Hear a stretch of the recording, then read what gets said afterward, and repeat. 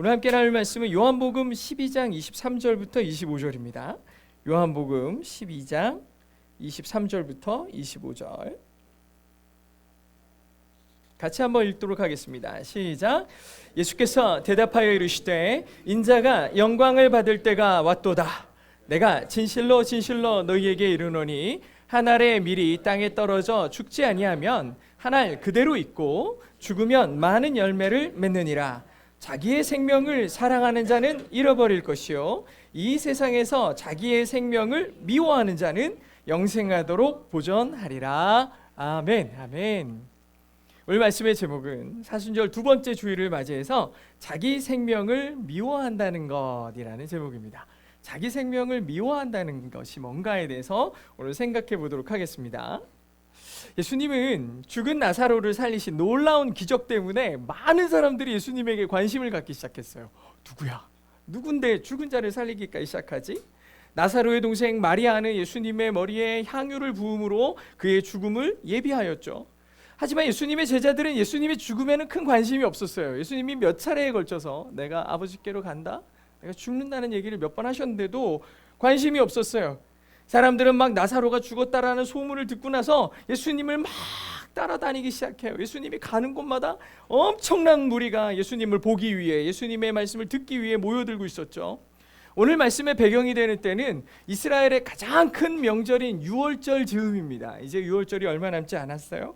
유월절을 앞두었을 때인데 각지에서, 전 세계에서 사람들이, 유대인들이 막 몰려와요. 명절을 세기 위해 몰려오는 거죠. 다 찾아오는 겁니다. 다 이 예루살렘으로 모여들기 시작하는데, 그렇게 모여들면서 때마침 이제 내가 예수님의 소문을 들었기 때문에 예수님을 좀 봐야 되겠다, 예수님을 좀 봐야 되겠다 해가지고 예수님이 있는 곳으로 또 막 모여들기 시작했어요. 다 모여들었죠. 예수님은 스가랴 선지자, 스가랴 9장 9절의 예언처럼 뭐라고 되어 있냐? 시온에 따라 크게 기뻐할지어다, 예루살렘에 따라 즐거이 부를지어다. 보라, 너의 왕이 너에게 오시는데 그는 공의로우시며 구원을 베푸시며 겸손해서 나귀를 타시나니 나귀의 작은 것 곧 나귀 새끼니라. 즉 예수님이 오시긴 하는데, 너희의 메시아가, 너희의 왕이 오시는데 그분은 겸손하셔서 새끼 나귀를 타고 온다고 하셨는데, 예수님이 새끼 나귀를 타고 예루살렘에 입성하십니다. 예루살렘에 들어가시죠. 정말 이루 말할 수 없이 많은 사람들이 예수님을 따르면 막 호산나를 외치고 왕이 왔다고 막 난리가 난 거예요. 그러니까 이 모습을 멀리서 지켜보던 바리새인들, 예수님만 보면은 쫓아가서 시비 걸고 예수님을 뭐라고 하고 이러던 바리새인들이 뭐라고 하느냐, 이렇게 얘기해요. 볼지어다 너희 하는 일이 쓸데없다, 보라 온 세상이 그를 따르는도다, 이렇게 얘기하는 거예요. 이게 무슨 말이냐면, 이제 우리 끝났다, 뭐 해도 소용없네, 다 사람들이 예수님 좋다고 그러고 다 예수님 쫓아가니 우리는 뭘 해도 소용없네, 이렇게 하고서 포기하는 멘트예요. 이제 사람들이 몰려와서 예수님을 다 만나고 싶어하고, 제자들은 맞아, 스가랴 선지자의 예언처럼 드디어 예언이 성취되고 사람들에게 예수님을 환호하고 이런 모습을 막 제자들도 볼 거 아니겠습니까? 야, 드디어 때가 됐구나, 때가 됐구나, 마음속으로 생각을 했을 거예요. 근데 그때 당대 최고의 문화 수준을 자랑하던 헬라인들, 그리스 사람들이 철학과 문화에 있어서 탁월하지 않습니까? 근데 그 사람들이 다 예루살렘으로 와가지고 예수님을 만나보고 싶다고 얘기를 하는 거예요. 이 소리를 듣고서 제자들이 너무 신나가지고 예수님에게 달려와요. 예수님, 헬라인들이 왔어요. 만나시겠습니까? 라고 물어보는 거예요. 만나시겠어요? 그렇게 물어보니까 예수님이 대답하시는 게 오늘 본문이에요. 오늘 본문에 보니까 예수께서 대답하여 이르시되 인자가 영광을 얻을 때가 왔도다 라고 얘기하신 거예요. 인자가 영광을 얻을 때가 왔도다. 이 말을 들은 사람들이 어떤 생각이 들었을까요? 여러분들은 영광이라는 말을 언제 들어보십니까? 제가 생각해 보니까 이게 교회나 이런 데가 아니면 영광이라는 말 별로 들을 일이 없으시죠? 언제 제일 많이 듣나 제가 생각을 해보니까 연말 시상식에서 많이 듣지 않나요? 이 수상의 영광을 물론 교회 다니시는 분들은 하나님께 영광을 돌립니다 이렇게도 하시지만, 대부분 우리 감독님, 우리 어머니, 내 친구, 동료, 다 여러 사람들에게 이 영광을 돌립니다 막 이런 얘기 하잖아요. 영광이 그때 쓰여요. 전쟁에서 승리하고 돌아오는 개선 장군과 군사들에게, 백성들에게 영광을 돌리잖아요. 수고하셨다고, 당신이 훌륭하시다고 영광을 돌리지 않습니까? 개인적으로는 다른 사람들이 누리지 못할 것을 누릴 때 영광을 누린다라는 식으로 표현을 하죠. 관용적인 표현이에요. 그러니 예수님께서 영광을 이제 얻을 때가 됐다라고 얘기하시는, 인자가 영광을 얻을 때가 됐다라고 제자들 앞에서 얘기를 하시니까 아마 이 제자들이 이 말을 들으면서 엄청 흥분됐을 거예요. 영광의 통념이 있잖아요. 그죠? 때가 됐구나. 때가 됐구나. 이제 예수님께서 자기들과 이 나라와 백성들을 위해 뭔가 엄청난 것을 해주실 거라는 생각이 들었을 거예요. 예언자들의 말처럼 메시아가 이 나라를 해방시키고 세계의 위대한 나라로 세우실 것을 기대했을지도 모르죠. 자기들도 예수님 곁에서 예수님이 뭔가 이루실 때 뭔가 자기도 얻는 게 있지 않을까라는 기대가 있지 않았을까, 이런 상상도 해봤을 거예요. 기대했을 거라고. 예수님께서 영광에 대해 말씀하셨죠. 그리고 바로 이어서 영광이 뭔지에 대해서 얘기하시는데 그게 24, 25절이에요. 24, 25절을 보니까 여기 같이 읽겠습니다. 시작. 내가 진실로 진실로 너희에게 이르노니 한 알의 밀이 땅에 떨어져 죽지 않으면 한 알 그대로 있고 죽으면 많은 열매를 맺느니라. 자기의 생명을 사랑하는 자는 잃어버릴 것이요 이 세상에서 자기의 생명을 미워하는 자는 영생하도록 보전하리라. 아멘. 아니 지금 영광이라는 거, 아주 막 휘황찬란하고 높은 보좌 위에 올라가고 좋은 것들을 누리는 영광을 막 상상을 하고 있는데 예수님이 바로 무슨 얘기를 하냐? 죽음을 얘기해요. 죽음. 예수님이 말씀하신 영광이 죽음인 거예요. 예수님은 영광을 얻을 때가 되었다고 하시면서 하시는 말이 뭐냐면 이제 내가 죽을 때가 됐다라고 얘기하시는 것 같은 거예요. 내가 죽을 때가 됐다. 이게 무슨 뜻일까? 아주 본질적으로 예수님은 제자들에게 명확하게 영광의 본질을 얘기하시는데 너희들이 꿈꾸는 영광과 하나님의 영광은 달라 라고 얘기하시는 거예요. 너희들이 추구하는 영광과 하나님의 영광은 달라 를 명확하게 얘기하세요. 그럼 예수님이 말씀하시는 영광이 뭘까요? 예수님은 이 영광을 죽음을 통해서 이룰 수 있다고 말씀하세요. 한 알의 밀알이 죽어야만 맺을 수 있는 열매, 그게 바로 영광입니다. 영광입니다. 하나님의 영광이라는 열매도 죽음을 통해서만 얻을 수 있는 겁니다. 역사적으로 믿음을 지키려는 사람들에게 엄청난 핍박과 고난이 있었죠. 하지만 그 고통과 죽음이 있었기 때문에 복음의 가치가 증명되었고 지금도 수많은 사람들이 예수님을 믿고 따르고 있지 않습니까? 지금도 어떤 나라에는요 복음을 위해서 목숨을 거는 성도들이 있습니다. 요한계시록에는요 짐승의 표를 받지 않는 사람들에 대해서 이렇게 묘사하는데 계시록 13장 15절에 보면 이런 말씀이 나와요. 같이 읽겠습니다. 시작. 그가 권세를 받아 그 짐승의 우상에게 생기를 주어 그 짐승의 우상으로 말하게 하고 또 짐승의 우상에게 경배하지 아니하는 자는 몇이든지 다 죽이게 하더라. 나중에 우상의 때가 오면은 그 앞에 엎드려야 돼요. 그 앞에 엎드리지 않는 자는 다 죽어요. 16절에도 보니까 이런 말이 써 있어요. 같이 시작. 그가 모든 자 곧 작은 자 큰 자나 부자나 가난한 자나 자유인이나 종들에게 그 오른손이나 이마에 표를 받게 하고 누구든지 이 표를 다 받아야 되는 거예요. 왜요? 시작. 누구든지 이 표를 가진 자 외에는 매매를 못하게 하니 이 표는 곧 짐승의 이름이나 그 이름의 수라. 여러분이 아주 잘 많이 읽어봤던 그 두려움에 떨게 만드는 말씀들이죠. 아니 나중에 때가 되면 우상 앞에 엎드려지지 않는 자, 우상 앞에 경배하지 아니하는 사람들은 신앙을 지키기 위해서 애쓰는 사람들은 매매조차 못하는 사람들이 되는 거예요. 물건 하나 못 사요. 우상 앞에 엎드린 자가 표를 받아야 되고 그 표를 가지고 가서 나는 물건을 사고 먹고 살아야 되는데 어느 시대가 오면은 핍박받는 시대가 오고 신앙으로 고통받는 시대가 온다는 거예요. 우상 앞에 엎드리지 않으면 살 수 없는 시대가 온다는 거예요. 여러분 이런 시대가 오면 손해를 감수하고 고통을 감내하며 십자가의 길을 걸을 사람이 몇이나 된다고 생각하십니까? 취미 삼아 교회를 다니던 사람들, 사람들의 칭찬을 듣고 싶거나 권력을 얻고 기득권을 누리고자 하는 사람들은 다 떠날 거예요. 얻을 게 없거든요. 예수 믿으면 부자가 된대, 예수 믿으면 출세한대, 예수 믿으면 건강해진대라고 생각했던 사람들도 떠날 거예요. 그런 게 없거든요. 교회 안에.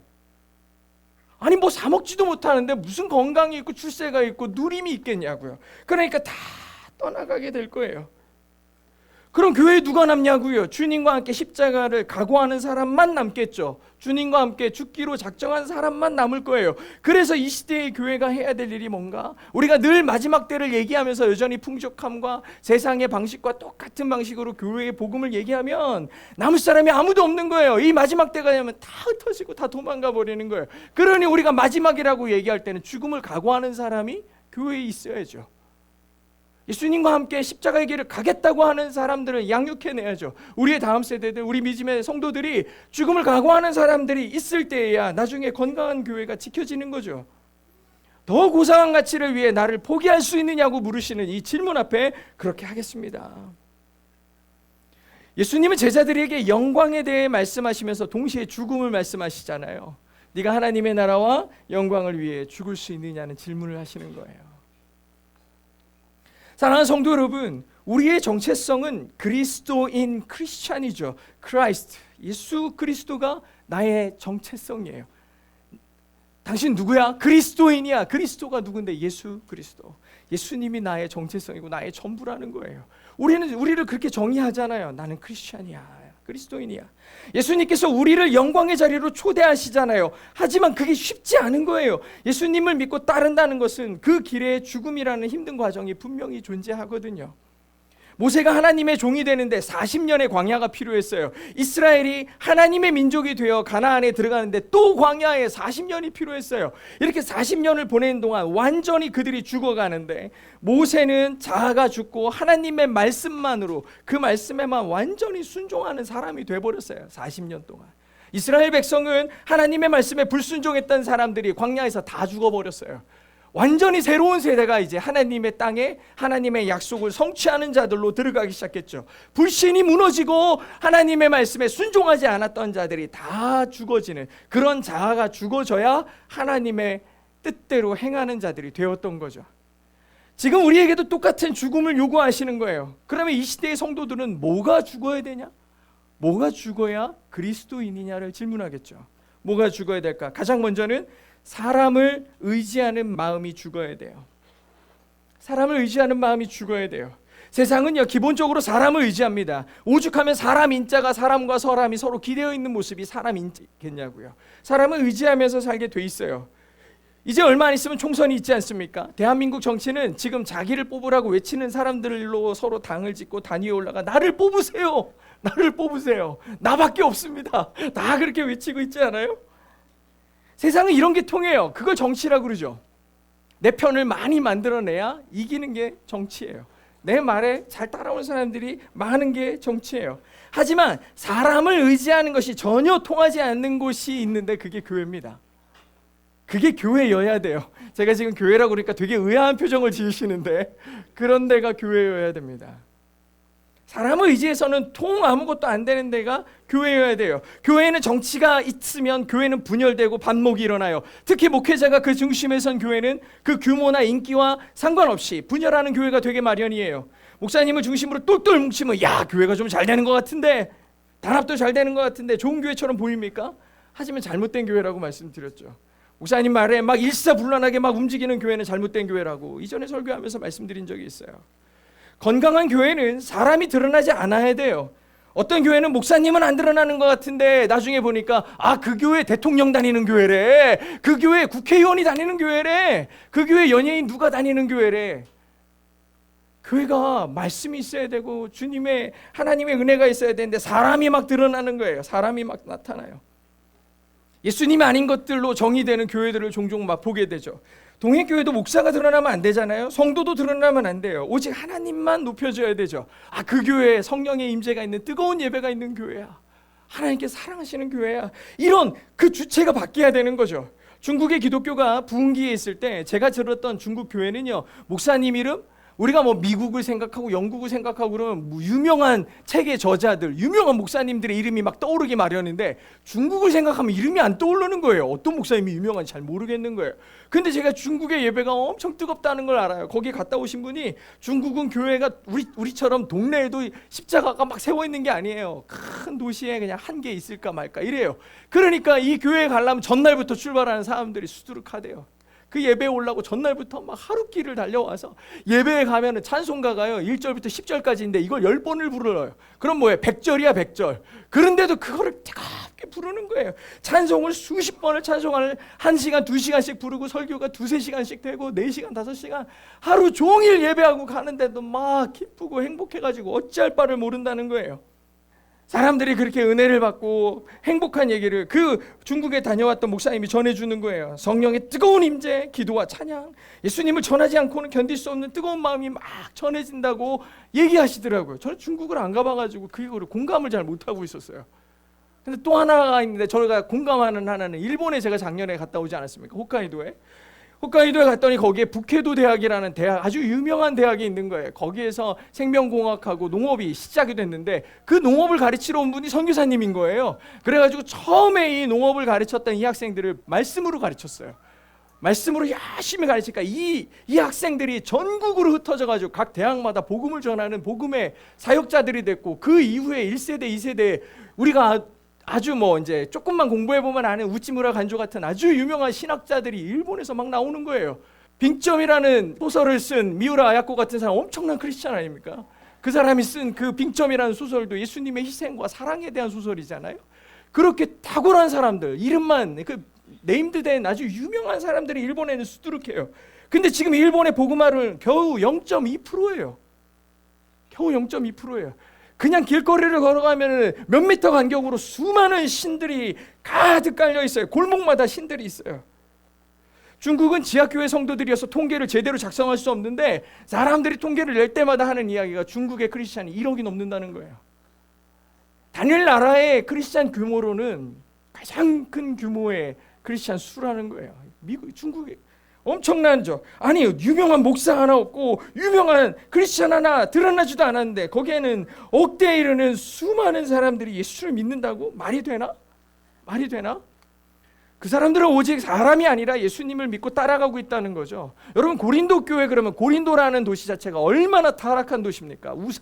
우상 숭배와 향락과 음행과 수많은 타락에 있는 도시예요. 근데 여러분 진짜 충격적인 게 뭔지 아십니까? 고린도 교회의 사역자들이 누군지 찾아보세요. 사역자 바울이 있어요. 아볼로가 있어요. 베드로가 있어요. 이렇게 유명한 사역자들이 고린도 교회의 사역자였어요. 근데 가장 타락했고 가장 큰 문제가 있었어요. 사도 바울이 고린도 교회에 편지를 쓰면서 이렇게 얘기를 합니다. 자기가 겪었던 그 아픔과 분란과 반목들이 일어나니까 뭐라 그러냐. 형제들아, 내가 우리 주 예수 그리스도의 이름으로 너희에게 권하는데 모두가 같은 말을 하고 너희 가운데 분쟁이 없이 같은 마음과 같은 뜻으로 온전히 마파라. 이 말이 내 말 잘 들어. 내 이름으로 하나 되고 내가 하는 말만 들어. 이 얘기가 아니에요. 그 다음에 바로 뭐라 그러냐. 12절에 나와요. 내가 이것을 말하거니와 너희가 각각 이르되 나는 바울에게, 나는 아볼로에게, 나는 게바가 베드로죠. 게바에게 나는 그리스도에게 속한 자라. 나는 무슨 파야? 너 아볼로 파야? 나 바울 파인데? 이러면서 다 찢고 볶고 싸우지 마. 그러지 마. 그렇게 할 필요가 없어. 왜 이런 말을 하냐? 그리스도께서, 여기 같이 한번 읽겠습니다. 시작. 그리스도께서 나를 보내심은 세례를 베풀려 하려 하심이 아니요 오직 복음을 전하게 하려 하심이로되 말의 지혜로 하지 아니함은 그리스도의 십자가가 헛되지 않게 하려 함이라. 아멘. 그냥 내가 목회자라서 너희들한테 가서 세례 한번 주라고 내가 목사가 된 게 아니야. 내가 거기에 간 게 아니야. 오직 그리스도의 십자가가 헛되지 않기를 내가 원하는 것뿐이야 라고 얘기를 하는 거예요. 하나된 말을 하고 하나된 믿음을 가지라는 건 주의 십자가 앞에 엎드리라는 거예요. 당파 짓고 서로 싸우고 이렇게 서로 네가 무슨 파 얘기할 게 아니라 오직 예수님만 십자가를 붙들므로 따라가라. 그분만 드러나야 되고 주의 십자가가 자랑이 되는 교회, 자랑이 되는 성도가 건강한 성도이고 건강한 교회입니다. 건강한 성도인 겁니다. 이런 얘기 들으면서 우리 교회도 사람이 자랑이 되고 있나. 너무나 감사하게 별로 자랑할 게 없어요. 저도 여러 가지 뭐 할 일이 많이 있었는데 다 하나님께서 조금만 생각 이상하게 하면 다 없어지는 거예요. 다 없어지는 거예요. 막 엄청 서운한 거예요. 하나님께. 하나님 왜 이러고 자꾸 뺏어가요. 억울하고 힘들어 보이는데 시간이 지나고 보니까 그것이 저를 위한 하나님의 뜻이었다는 걸 알게 되는 거예요. 교회는 예수님보다 높아지는 무언가가 나타나서는 절대 안 돼요. 우리나라 교회는요, 놀라운 부흥의 역사를 갖고 있지 않습니까? 전 세계에서 제일 큰 교회, 전 세계에서 제일 많은 성도가 모이는 교회가 다 대한민국에 있어요. 이 조만한 나라에 다 있다고요. 세계적인 목회자들도 많이 있어요. 가는 곳마다 역사가 일어나고 병고침이 일어나고 하나님의 성령의 역사가 막 일어났던 목회자들이 엄청 많아요. 저도 정말 존경하고 사랑하는 목사님들이 많이 계셨거든요. 근데 너무나 안타깝게도 그 목사님들 가운데 여러 분들이 목회 말년에 물질적, 성적, 도덕적 수치를 안고 물러난 분들이 많이 계세요. 그런 소식을 들으면 정말 마음이 아픈 거예요. 왜 그랬을까? 근데 문제를 잘 고민해 보니까 그 문제가 저에게도 있는 거예요. 왜 그랬냐? 그 사람들을 바라볼 때 제 시선이 문제더라고요. 그분들을 쓰시는 하나님을 보는 게 아니라 자꾸 사람을 보는 거예요. 그 목사님 최고야. 그 사람 최고야. 자꾸 사람을 쳐다보는 거예요. 그런 사람들이 저뿐이겠냐고요. 저는 그분하고 친하지 않으니까, 그분들하고 친하지 않으니까 멀리서 제가 그 목사님 좋아 이렇게 얘기하는데 무슨 소용이 있겠냐마는 그 주변에 가까이에서 그분이 들을 수 있게 얘기해주는 수많은 사람이 목사님 때문에 목사님 너무 좋아요 막 이런 얘기를 하고 나니까 목사님들이 점점 이제 하늘 높이 올라가가지고 당신이 하나님이 되는 거야. 사람이 높여지는 것을 하나님이 기뻐하실 리가 없잖아요.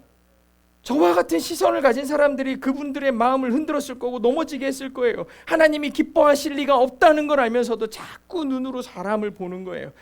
그래서 설교 준비하면서 저도 많이 회개했어요. 다시는 사람으로 만족하지 말자. 저도 집회에 무슨 초대를 받거나 가면은 큰 집회에서 막 부르고 이러면은 괜히 마음이 으쓱해가지고 그렇게 가가지고 거기서는 막 엄청 열심히 하려고 그러고 애쓰려고 그러면서 어디에 갔더니 사람 몇 명 안 앉아있고 그러면 왜 나를 이런 데 부르는 거야 이러면서 마음에 굉장히 서운함이 들고 이런 생각이 들었는가? 최선을 다하지 않았는가? 생각해 보면서 하나님 정말 이 교만했던 마음을 용서해 달라고 모든 자리에서 주님만 높여지기를 소망한다고 기도했어요. 예배 자리에서 교회에서 예수님의 이름보다 제 이름이 더 많이 나오고 사람의 생각과 이름들이 더 많이 불려지면은 우리는 스스로 부끄러워할 줄 알아야 돼. 부끄러워할 줄 알아야 돼요. 그런 교회가 돼야 돼요. 그런 목사가 돼야 돼요. 그런 성도가 돼야 돼요. 부끄러워할 줄 모르는 사람만큼 수치스러운 사람이 없어요. 길거리를 다 홀딱 벗고 돌아다니는데도 부끄러울 줄 모르면 다 사람들이 눈을 가리잖아요. 얼마나 수치스러운 거야. 부끄러워해야 하는데 부끄러워하지 않으니 이 사람보다 수치스러울 수가 있냐고. 지금 이 시대의 교회가 부끄러워할 줄 모르니 사람들로부터 조롱을 받고 비난을 받잖아요. 그런데도 부끄러워할 줄 모르면 우리는 이미 수치를 안고 있는 거예요. 첫째, 성도가 죽는다는 것은 사람을 의지하지 않아야 된다는 뜻입니다. 두 번째로 성도의 죽음은 세상의 논리에 대해서 죽는 거예요. 고린도전서 1장 27절로 29절에 보면 아주 역설적인 표현이 나오는데 같이 한번 읽어보겠습니다. 시작. 그러나 하나님께서 세상의 미련한 것들을 택하사 지혜 있는 자들을 부끄럽게 하려 하시고 세상의 악한 것들을 택하사 강한 것들을 부끄럽게 하려 하시며 하나님께서 세상의 천한 것들과 멸시받는 것들과 없는 것들을 택하사 있는 것들을 폐하려 하시나니 이는 아무 육체도 하나님 앞에서 자랑하지 못하게 하심이라. 아멘.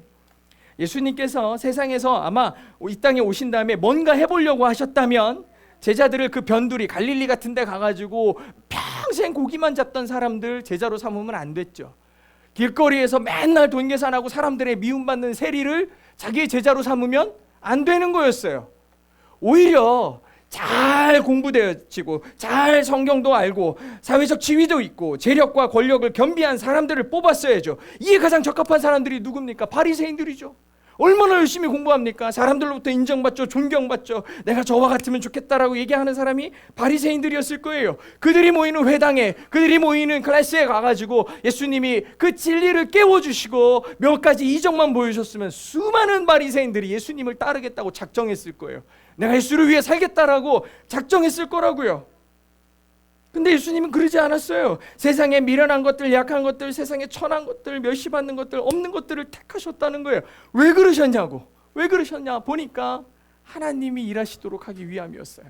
주님이 일하시도록 하기 위해서, 주님의 이름만 높여지게 하기 위해서. 삼손이라는 사사가 있습니다. 다 아시는 사람이죠. 삼손 얼마나 힘이 세요.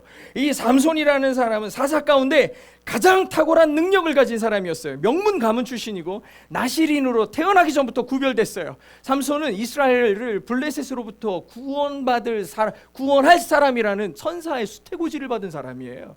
태어나기 전부터 아주 특별한 사람이죠. 삼손이에요. 이렇게 아주 특별한 사람, 모든 것을 가진 사람 삼손이었죠. 하지만 그는 자기가 가진 것을 전부 여자 쫓아다니느라 낭비해버렸어요.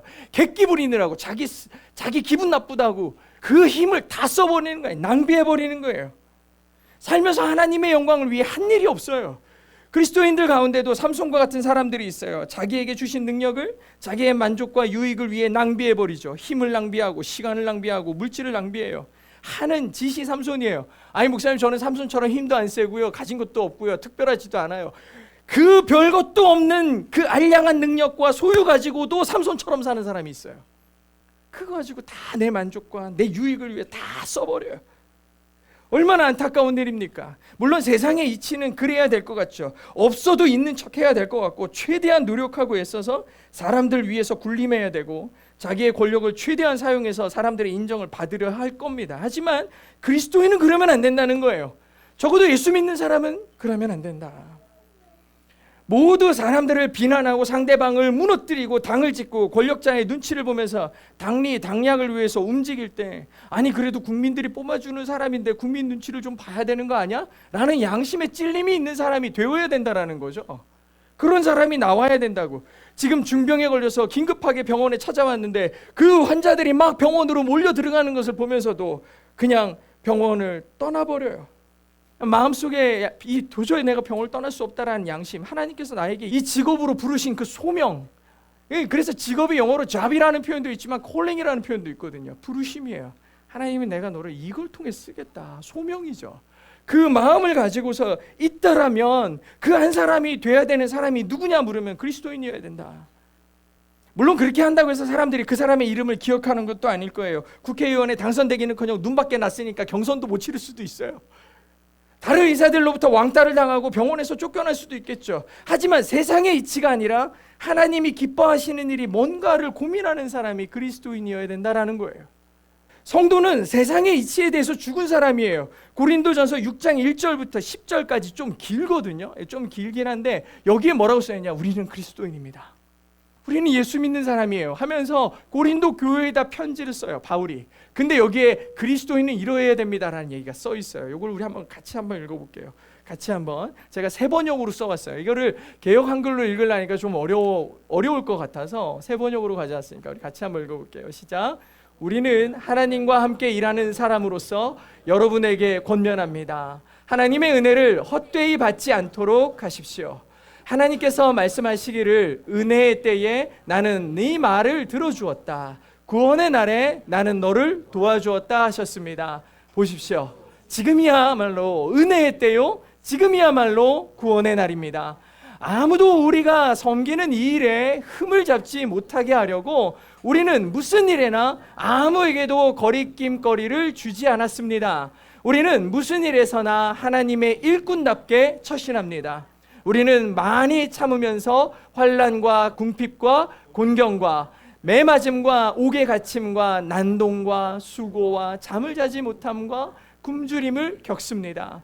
또 우리는 순결과 지식과 인내와 친절과 성령의 감화와 거짓없는 사랑과 진리의 말씀과 하나님의 능력으로 이 일을 합니다. 우리는 오른손과 왼손에 의의 무기를 들고 영광을 받거나 수치를 당하거나 비난을 받거나 칭찬을 받거나 그렇게 합니다. 우리는 속이는 사람 같으나 진실하고 이름 없는 사람 같으나 유명하고 죽는 사람 같으나 보십시오, 살아 있습니다.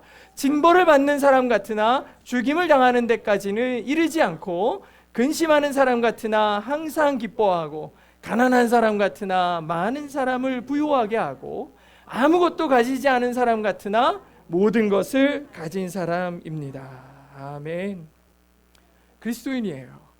되게 역설적이죠. 세상의 이치랑 전혀 딴판이에요. 그래서 우리는 세상의 이치에 죽은 자가 되는 거예요. 그게 그리스도인이고 성도라는 거죠. 사랑하는 성도 여러분, 여러분들은 그리스도인이십니까? 성도입니까? 저에게도 똑같은 질문을 해봅니다. 나는 그리스도인인가? 어제도 필리핀에서 사역하신 선교사님이 오셔가지고 이런저런 얘기를 했는데, 이런 선교사님들하고 얘기하면서 많은 마음에 찔림이 있어요. 저는 나름 힘들다고 생각하지만 그분들의 이야기를 듣고 그분들의 삶을 보면 얼마나 마음에 깊은 찔림과 내가 얼마나 세상과 타협하고 있었는지, 얼마나 사람을 의지하고 있었는지를 깨닫게 되는 거예요. 나는 삼손인가? 그리스도인인가? 하나님의 영광과 복이 무엇이라고 나는 생각하고 있는가? 과연 나는 예수님께서 영광이라고 말씀하실 때 나는 무엇 보기를 원하고 예수님을 통해 뭘 갖고 싶어 했지? 나는 과연 하나님의 영광을 진짜 기뻐할 수 있을까? 오히려 세상이 주는 금은보화와 사람들의 칭찬과 명성이 더 달콤하다고 느끼지 않을까? 깊이 생각해 보게 됐어요. 예수님은 예루살렘에 입성하시면서 제자들에게 죽음을 말씀하셨죠. 그리고 그 죽음으로 영광을 보게 될 거라고 말씀하셨어요. 자기 생명을 사랑하는 사람은 잃게 되고 미워하는 사람은 영생을 얻는다라고도 말씀하시죠. 물론 우리 인생, 우리 생명, 우리 삶 다 중요해요. 그런데 여기서 오늘 말씀의 제목처럼 자기 생명을 미워하는 자라고 돼 있어요. 미워한다는 말이 나는 맨날 죽을 거야 그러면서 자기를 찌르고 고통받는다는 뜻이 아니에요. 성경에 나오는 미워한다라는 표현은 가장 우선에 두지 않는다는 뜻이에요. 자기 생명을 미워한다는 말은 주님의 뜻보다, 예수를 따라가는 것보다 앞서지 않겠다는 뜻이에요. 나는 예수님보다 생명을 미워할 자신이 있는가? 하나님의 영광보다 덜 사랑할 수 있는가를 질문하는 거예요. 하나님의 영광을 위해 내 생명조차도 미워할 수 있는 사람에게 하나님 반드시 영원한 생명을 허락해 주십니다. 그렇게 예수님은 영광의 문처럼 보이는 그 호산나를 외치는 군중들 사이로 들어가셔서 그 끝에서 십자가에 달려 죽으셨죠. 우리는 수시로 예수님을 따르겠다고 고백합니다. 주님을 따르겠습니다. 주님 보며 가겠다고 얘기해요. 근데 이 고백이 그냥 허공을 치는 소리가 될 때가 너무 많아요. 꽹가리 소리 혹시 들어보셨습니까? 엄청 시끄럽잖아요.